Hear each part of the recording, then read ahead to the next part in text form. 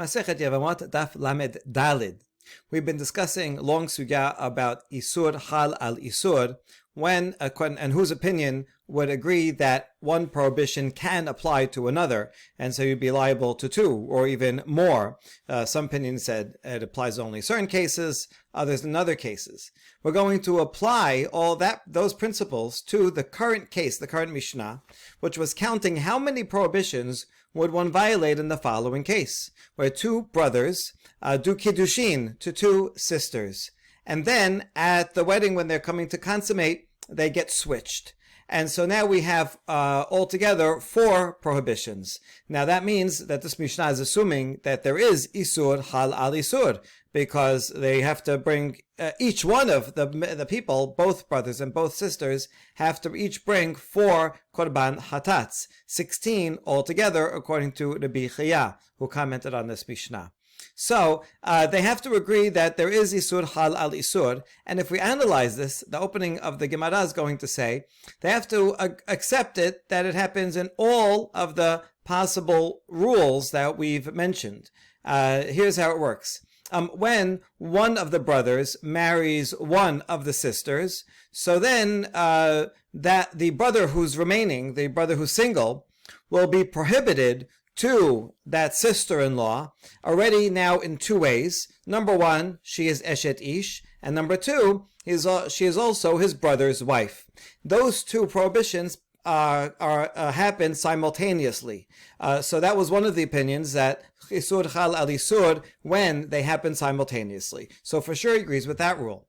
Now, when the second brother marries the other sister, so now that triggers also Achot Isha, that's his wife's sister. Now that is an Isur Kolel, because at that point, although she was already prohibited to him, now that second brother is prohibited to all of the other sisters, if there are any other sisters. And since it's Isur Kolel, it includes more people on the more prohibition on the perpetrator. Therefore, that there is Isur Chal al Isur. So that's that case. And now furthermore, the last line says, if they became nidot. So now nida is in Isur Mosif, because this is the object of the prohibition. That's the woman. She was prohibited only to the brother-in-law before. Now she's nida, she's prohibited even to her own husband. And so when you add an extra prohibition to the object of the prohibition, then that's Isur Mosif. And so you see, in order to get 4 different hatat offerings here, one has to agree with all of the options. So the Gemara opens and asks, Uman haytana deit le isur kolel ve'isur mosif ve'isur batachat. We saw there were various opinions. Some said one, some said the other. But who is a Tana that agrees that you can have Isur Chal al Isur in all 3 cases? From what we saw before, the Biyoseh would be the best candidate, but he didn't say explicitly. We only had a lot of discussion about it.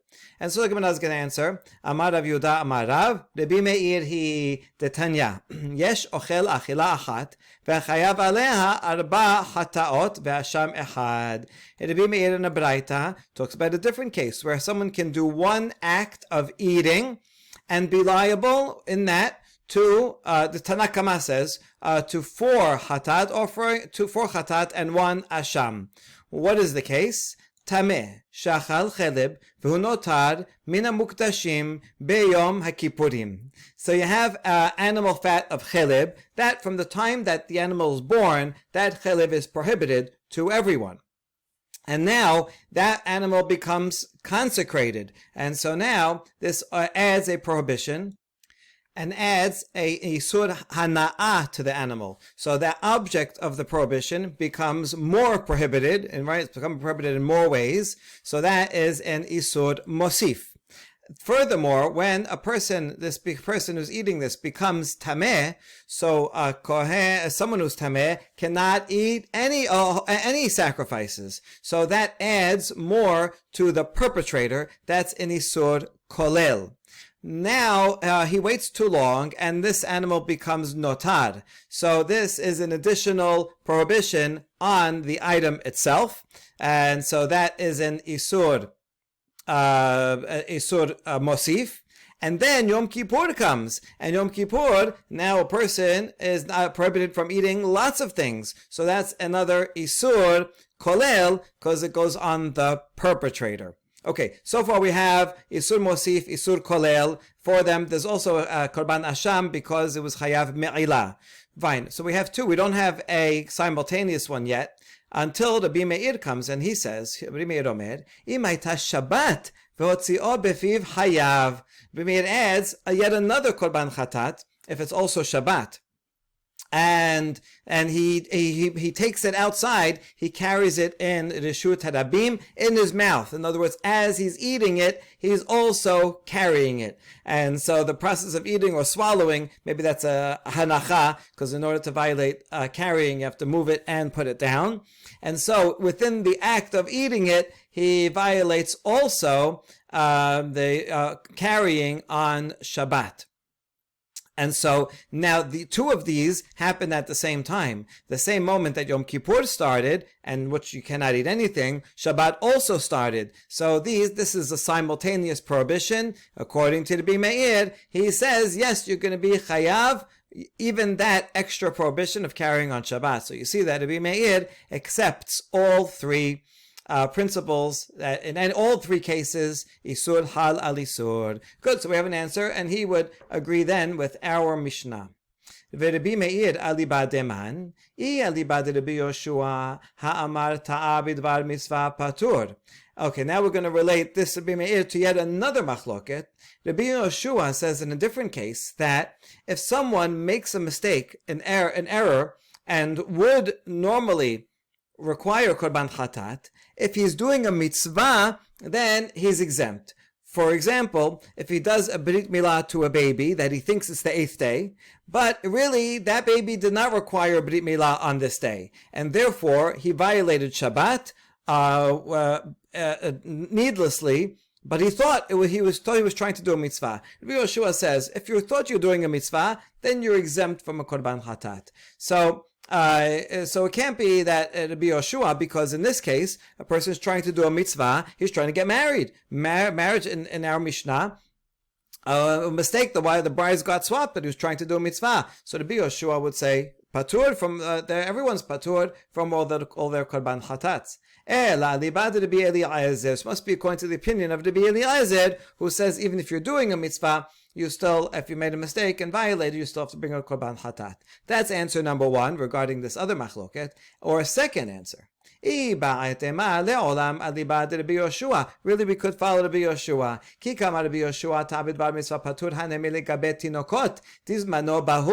Rabbi Yoshua would only exempt someone if he's a mohel and he has two babies there. One is supposed to be for one it's the 8th day on Shabbat, for another one it's not. And because this is a time-bound matter, he has to do the Brit Milah on that day, so he didn't have enough time to check it out properly, and he made a mistake and he switched the baby. He took the baby that was only 7 days old, and he did it on Shabbat. Okay, so he violated Shabbat because of a mitzvah. But this was a sense of urgency there, so he didn't have time, so he's exempt. But in the case of marriage, they didn't have to get married that particular moment, that day, right? They could have waited and made sure to get everything right. And so when you have time to figure it out, then there is no exemption. So it could be that even Rabbi Yoshua would agree in our case of the bride swapping that they would be chayav. Okay, then we object to that answer. היה אוכל בתרומה, ונודע שהוא בן גירושה או בן חלוסה, רבי אליעזר מחייב קרן וחומש, ורבי יהושע פוטר.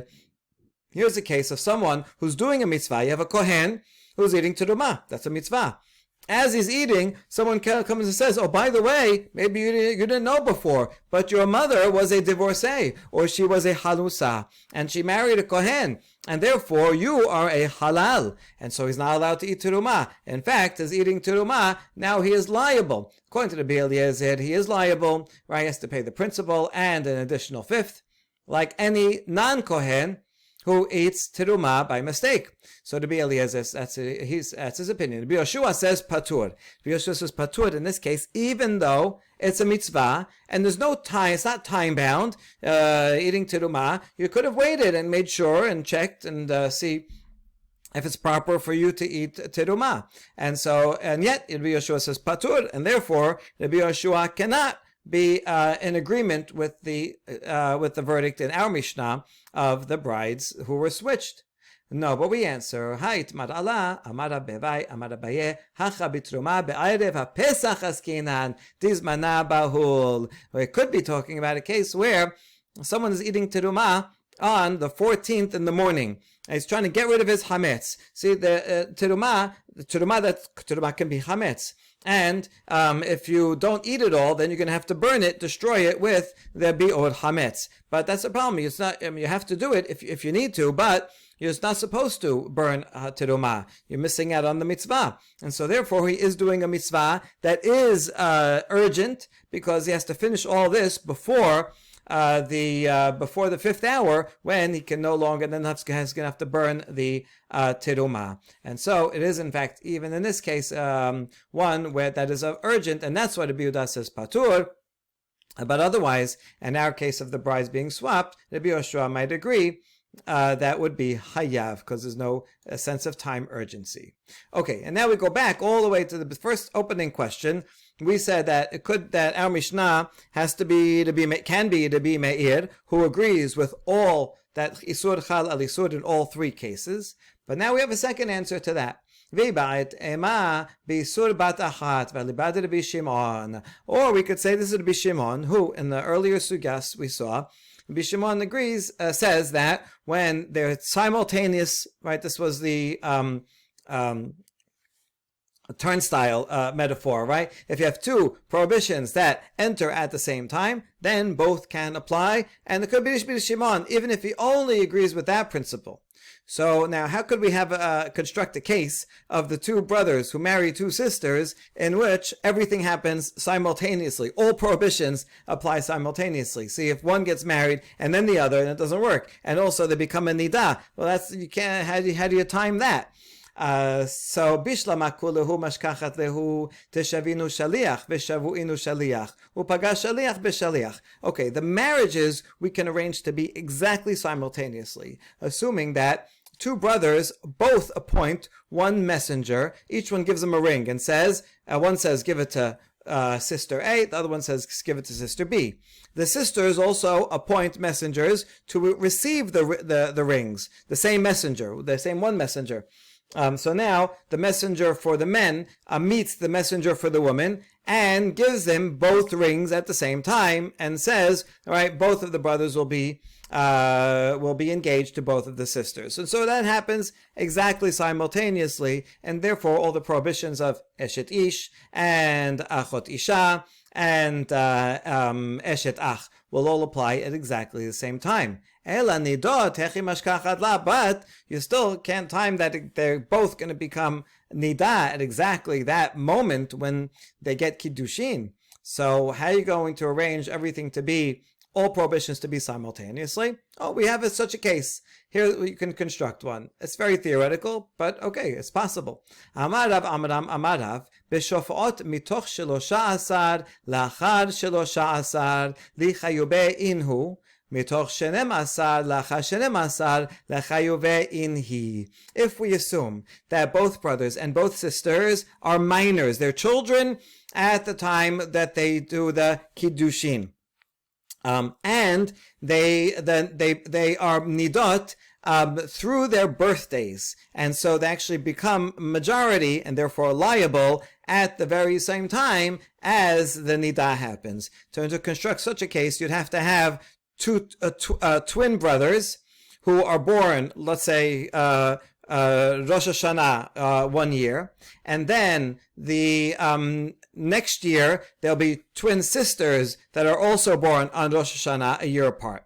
And then 13 years after the brothers are born, 12 years after the sisters are born, sometime before, there would be arranged a kiddushin, and the kiddushin would be on condition that says this kiddushin will not apply until Rosh Hashanah begins, which is the day of their birthday. And those two women will both become nidot as Rosh Hashanah enters. And so the moment Rosh Hashanah enters, they become nidah, and both brothers and both sisters become adults, and now all liable to these 4 prohibitions all at the same time. Okay, so there you go. And that Mishnah can also be the opinion of Rabbi Shimon. All right, next the Mishnah said, Mafrishin otan, we have to separate the woman for 3 months. Because since they consummated wrongly their marriage with the opposite partner, and we want to make sure that they didn't become pregnant from that encounter, and then those children would be mamzer, so they should wait 3 months. Then they didn't have pregnancy tests, so after 3 months you would know if she's showing or not, and assuming that they are not, then they would go back to their appropriate husbands, and then hopefully they'll have a proper child with the proper husband. Okay, so now we ask about this. Hold on, why do you have to worry? Why do you have to make them separate for 3 months? After all, a woman cannot become pregnant from the first sexual encounter if she's a betula. Now, scientifically, this is not true. And I remember I had a high school teacher once that told us this, and I think it's not a good idea to tell high school students this, and they might make a mistake. So although physiologically this is not accurate, but this is a principle, and taking it at face value. So the point is that they had only one act of intercourse, and so she couldn't. The sisters could not get pregnant anyway. So let them go back to their husbands immediately. Amar Rav Nachman Amar Abba bar Abu Sheba'alu v'shanu. The answer is that when they consummated their marriages, they had intercourse twice, and so maybe they did, and that way they could become pregnant from the second time. Okay. Ve'ela ha-detana Rabbi Chiya harekan shesh esre chataot tilaten ve'tarten avyan. Hold on. If that's true, then Rabbi Chiya would be wrong, because Rabbi Chiya said that there are 16 sin offerings altogether. But if they had intercourse twice with the wrong person, then we have to double that to 32. He didn't say there's 32. He assumed the case of 16. That assumes that they only had intercourse once. So we say, no, we could, that's no problem. Because if you follow your own logic, Rabbi Eliezer de Mechayev, remember before we said that all this could follow the opinion of Rabbi Eliezer against Rabbi Yoshua. They said it could be Yoshua also. But anyway, if it is according to Rabbi Eliezer, Mechayev al kol koach vekoach tubahavyan. In general, Rabbi Eliezer says that a person who has prohibited intercourse is not liable to just one for the entire event, but rather for each and every in and out is another violation. So according to that, then what do you have? How many are you gonna have? Right? There'll be many, many more sin offerings, and we don't say that, right? Rabbi Chiya said just 16. Rather, the only way to reconcile Rabbi Eliezer with the count of Rabbi Chiya's 16 would be to assume that Rabbi Chiya is only talking about the very first entrance. That's it. He's saying 16 for that. Maybe there's more after, but he's not dealing with that. He just wants to say the whole point of the Mishnah was how many sins can you make with one act, not with many acts. And so since he's only talking about the first, and so Rabbi Chiya can be reconciled even if they in fact had full intercourse twice, it doesn't matter, right? And we still have to worry that that she may become pregnant and wait 3 months because of the second act. Although the 16 sin offerings are only for the first, and maybe even the beginning of the first act. Amar le Rav Nachman. Okay, now we go back to the principle that you just said, that a woman cannot, a bitula, cannot become pregnant on the first time. Is that really true? Don't we have the case of Tamar? Yudan encountered Tamar, right? She was married to two of Yehuda's sons, and they died, and she was waiting for the next son to be set up with, a case of similar, a boom type of case. And Yehuda was not setting her up, and she wanted to uphold the name of the deceased, and so she made believe she was a zonah, and Yehuda was with her just one time, and she became pregnant. Right, that's right there in the story in Bereshit. So she was a betula, and she got pregnant. There you go. And so he answered, right, this is Rava es Rav Nachman. So Rav Nachman answered, Tamar, she broke her hymen with her finger beforehand. She prepared herself so that she can become pregnant even one time.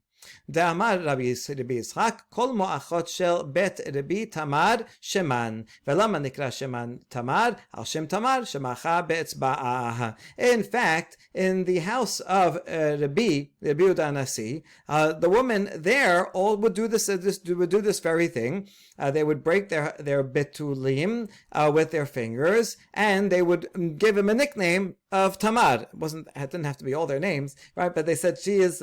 This one is like a Tamar because they did that, just as Tamar, the daughter-in-law of Yehuda, did.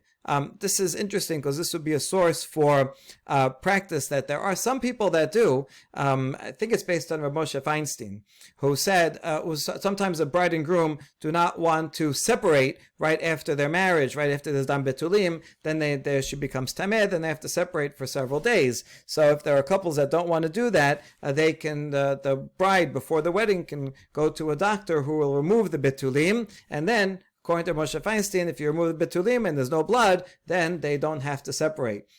So this will be a source for doing that.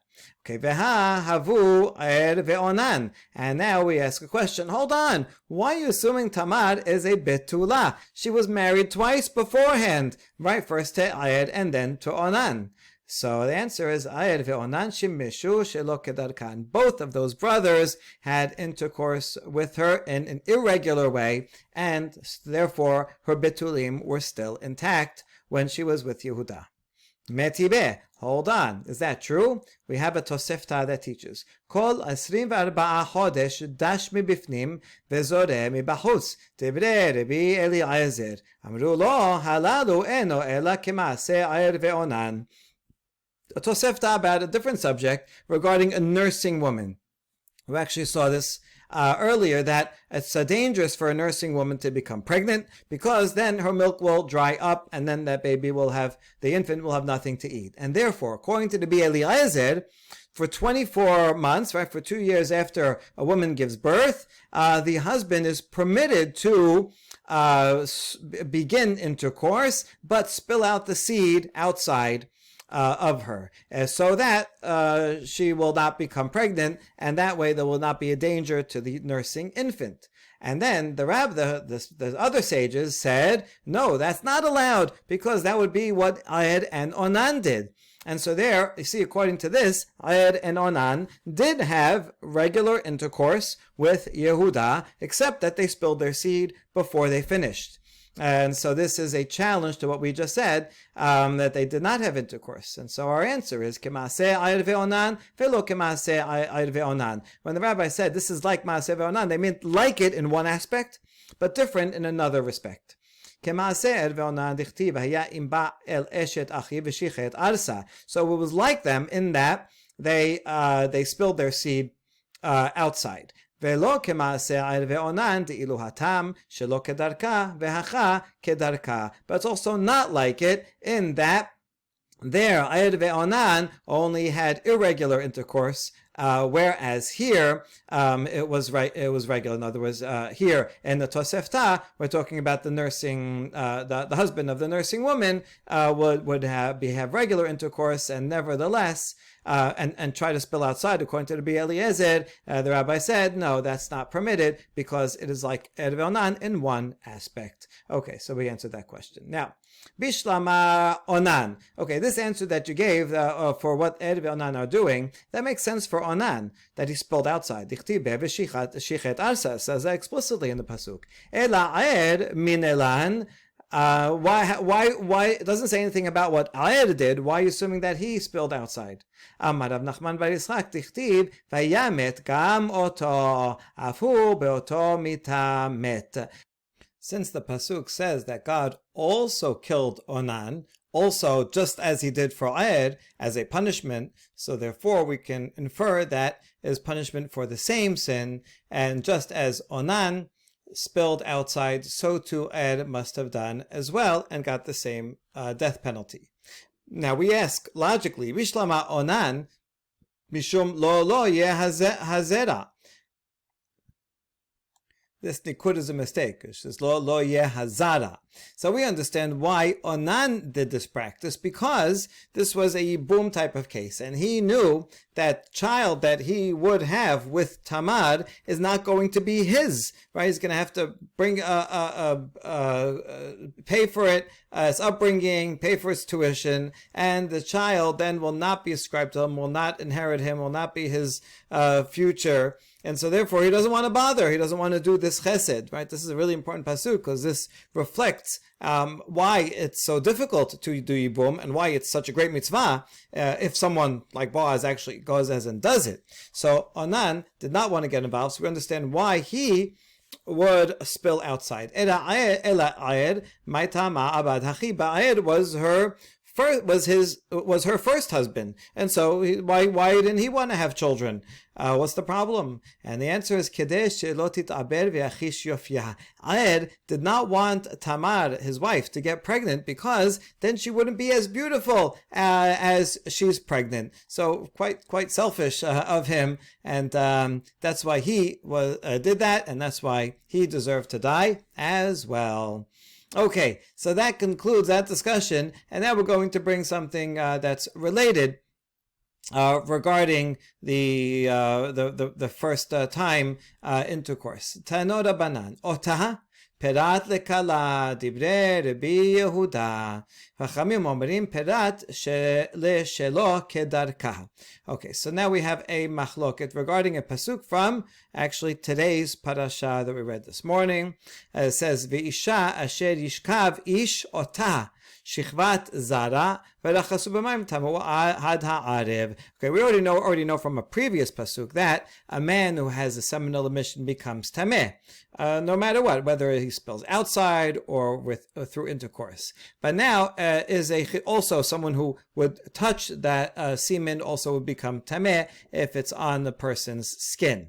But now this pasuk adds something else, that the woman who received the man's seed inside her, even though it doesn't actually touch her external skin, and nevertheless she also becomes teme'ah. Okay, in the pasuk it has an extra word. Isha shirishkab ish otah. Otah sounds like a limiting word, only her. So who is it coming to exclude? So the Yehuda says it's excluding a bride. So a bride, her first time, she does not become tameh. Something to do with the fact that she cannot become pregnant from that. Hachamim say, if it's irregular intercourse, then also that cannot result in pregnancy, and Otah is coming to exclude that case, that she does not become tameh. Amar le Hon bered Rav Nachman le Rav Nachman. Regarding this braita, a person named Hon, the son of Rav Nachman, an unusual name, it may be short for Huna. the son of Nachman asked his father, Lema kasava Rabbi Yehuda haTorah chasa al tachshitei chala. So he's asking, according to the Rabbi Yehuda, why should a kala be not become teme'ah? Maybe it's because the Torah was concerned about her adornments. The new bride, she just spent so much time and money putting on a lot of makeup, and now, after consummating her marriage, she's going to have to wash it all off to go to the mikveh. And so the Torah says, you know what, we care for the bride, and we'll say, this one, you don't become tameh, and therefore you would not have to wash off the makeup. That sounds like crazy, right? But that's the only thing he could think of would be the reason. And the father says, no, there's a better reason. Amar le lefisha en isha mitabedet mibi'ah rishona, because a woman does not get pregnant from the first time, and therefore it's not considered a regular sexual act. Okay, so now analyzing this Baraita more fully and how they interpret the full pasuk. B'may kami palge, what is at the essence of their machloket? Rabbanan sabre, shichvat zera perat leha'ara'a, ota perat leshelo kedarka. So actually we have two words that we need to explain. One, ish asher yishkab ish ota, and that's it. You could just said, that's it. She becomes tameh. V'lachasu b'mayim. Why he's saying, well, you don't need the word otah, and you don't need the word shichbat zara either, right? We know what happens when they have intercourse. So the first shichbat zara comes to exclude an encounter where he only begins to insert the crown of his member, and therefore there's no spilling of seed. There's no seed that goes into her. And in fact, it wouldn't matter even if he was fully inside her. If there's no seed, then there's no tum'ah. And so that we need shichvat zera to say it's not just the sexual act. It actually has to have seed that enters her. So that comes to exclude. Then the word otah comes to exclude a case of irregular intercourse, because that would not be shichvat zera. It's not seed that can impregnate her, and therefore both of those cases are exempt from tum'ah. Rabbanan include a kala, right? So they say kala, there's no exemption for her, she is tameh. Now, but Rabbi Yehuda sava shelo kedarka ve'ha'ara'a mishichvat zera. Rabbi Yehuda agrees on both of those laws, but he says we can learn both of those laws from the word shichvat zera. Shichvat zara. Nafka otah perat lechala, and therefore that leaves open the word otah to say that excludes a kala, and so Rabbi Yehuda is the only one who says that a kala does not become teme'ah, and that's for this very reason that she will not become pregnant. Okay, and now we're going to conclude with one last case where a woman that cannot become pregnant. Ki ata Rabin amar Rabbi Yochanan. When Rabin came from Eretz Yisrael, he said in the name of Rabbi Yochanan, Kol sheshahata achar ba'ala 10 shanim v'niset shuv ena yoledet. If you have a woman who became a widow and she waits for 10 years, being single for 10 years, and then only afterwards gets remarried, she cannot become pregnant anymore. Again, this physiologically is not accurate, but it must be based on some lived experience. Nevertheless, the Gemara is going to show that there actually are many exceptions to this rule. So Amar Rav Nachman, lo shanu ela she'en da'ata lehinaseh, aval da'ata lehinaseh mit'abedet. Rav Nachman says that is only true if after her husband dies, she says, I'm never going to get married again, and she's not looking and not thinking about marriage, then that physiologically causes a breakdown in her internal system. But if she has in mind to get married once again, then her system will continue, and she will be able to become pregnant, even if there's 10 years in between. Amar le Rava lebat Rav Chisda, kamera nene Rabbanana batraich.